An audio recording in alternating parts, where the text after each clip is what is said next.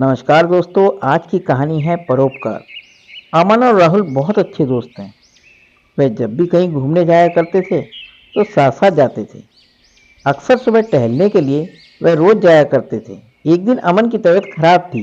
उस दिन राहुल अकेला ही किसी सुनसान सड़क पर निकल गया। सुबह सुबह राहुल पैदल किसी रास्ते से जा रहा था।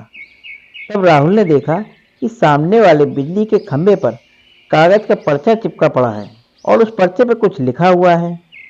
राहुल थोड़ा नजदीक जाकर पर्चे में क्या लिखा है वो देखने लगा।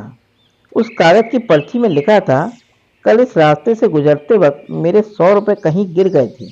मैंने ढूंढने की बहुत कोशिश की लेकिन मुझे वो नहीं मिले। कृपया इस रास्ते पर कहीं भी किसी को भी मेरे 100 रुपये मिले तो इस पते पर पहुंचा देना। पर्ची में उसका पता भी लिखा हुआ था। राहुल को ये पर्ची पढ़कर उस पते पर जाने का मन करने लगा। राहुल उस पते पर जाने के लिए आगे बढ़ने लगा। उस पते पे जाकर राहुल ने देखा कि वहाँ एक झोपड़ी है। राहुल ने बाहर से आवाज़ लगाई तो उस झोपड़ी में से एक वृद्ध औरत लाठी के सहारे बाहर आने लगी। राहुल को पता चल गया कि वृद्ध औरत सिर्फ अकेली ही इस झोपड़ी में रहती है। राहुल ने उस वृद्ध औरत से कहा, माँ जी, आपके 100 रुपये जो गिरे थे वो मुझे मिले हैं। ये रहे आपके 100 रुपये।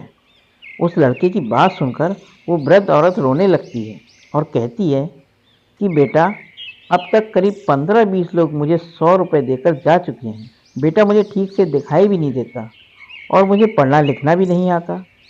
पता नहीं किसने मेरी हालत को देखकर मेरी मदद करने के लिए ऐसा किया है। राहुल ने 100 रुपये रखने के लिए कहा पर वो वृद्ध औरत नहीं मानी। राहुल के बहुत आग्रह करने पर आखिर वो वृद्ध औरत मान जाती है, लेकिन वो राहुल से कहती है कि तुम जाते वक्त वो पर्ची वहाँ से फाड़ कर फेंक देना। मुझे पता नहीं कि किसने मेरे पे तरस खाकर ऐसा किया है। राहुल ने कहा, माँ जी, आप इस बात की फिक्र मत करना, मैं वो पर्ची फाड़ दूंगा। अब राहुल उस वृद्ध औरत की झोपड़ी में से निकल जाता है। थोड़ी देर चलने के बाद राहुल ने सोचा, आखिर मुझसे पहले आए हुए 15-20 लोगों को भी इस माजी ने वो पर्ची फाड़ने को कहा होगा, लेकिन उनमें से किसी ने पर्ची को नहीं फाड़ा, तो मैं क्यों फाड़ दूं? राहुल पर्ची को बिना फाड़े वहां से चला जाता है। राहुल के मन में उस व्यक्ति के लिए बहुत ही आदर और सम्मान था जिसने ये तरीका ढूंढा था और उस जरूरतमंद वृद्ध औरत की मदद की थी। दोस्तों, अगर हम सक्षम हैं तो हमें हर हाल में किसी न किसी की मदद जरूर करनी चाहिए। दोस्तों, आपको ये कहानी कैसी लगी? अगर ये कहानी अच्छी लगी हो तो मेरे चैनल को लाइक करें, सब्सक्राइब करें और शेयर करें ताकि मैं आपको और नई नई कहानियाँ लाकर सुना सकूं। धन्यवाद दोस्तों।